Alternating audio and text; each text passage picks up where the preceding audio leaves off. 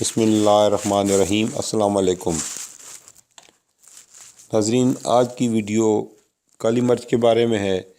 کالی مرچ کے روزمرہ استعمال کی بدولت اسے مصالحوں کی ملکہ کہا جاتا ہے۔ کالی مرچ ایک بہت عام مسالہ ہے، عام طور پر سے کھانے کا ذائقہ بڑھانے کے لیے بھی استعمال کیا جاتا ہے۔ کالی مرچ بیشتر انسانی بیماریوں کی روک تھام کے لیے مفید ہے۔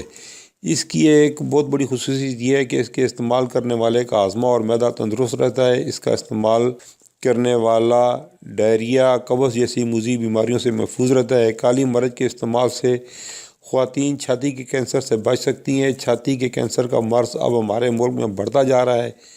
اس کے استعمال سے جلد کے مردہ خلیات کو تقویت ملتی ہے۔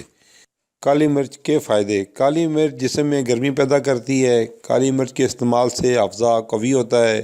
کالی مرچ بھوک کو بڑھاتی ہے۔ کالی مرچ پیشاب آور ہے۔ کالی مرچ کے استعمال سے خواتین میں حیض کا خون جاری ہو جاتا ہے۔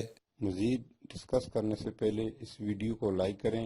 ہمارے چینل راز و نیاز کو اگر آپ نے سبسکرائب نہیں کیا تو سبسکرائب کریں اور ساتھ لگی گھنٹی کے بٹن کو بھی دبا دیں تاکہ ہماری نئی آنے والی ویڈیو کا نوٹیفیکیشن آپ کو ملتا رہے۔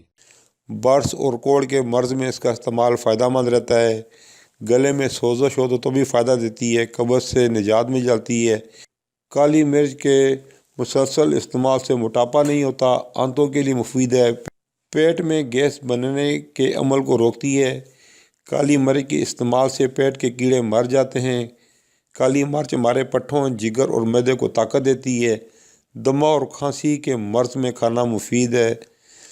دماغی بیماریوں میں فائدہ دیتی ہے۔ کالی مرچ کے استعمال سے سینے کے درد سے نجات ملتی ہے۔ کھٹی ڈکاریں نہیں آتی۔ نزلہ و زکام سے بچاتی ہے۔ دانتوں کو نہ صرف مضبوط کرتی ہے بلکہ دانتوں کے درد میں بھی فائدہ مند ہے۔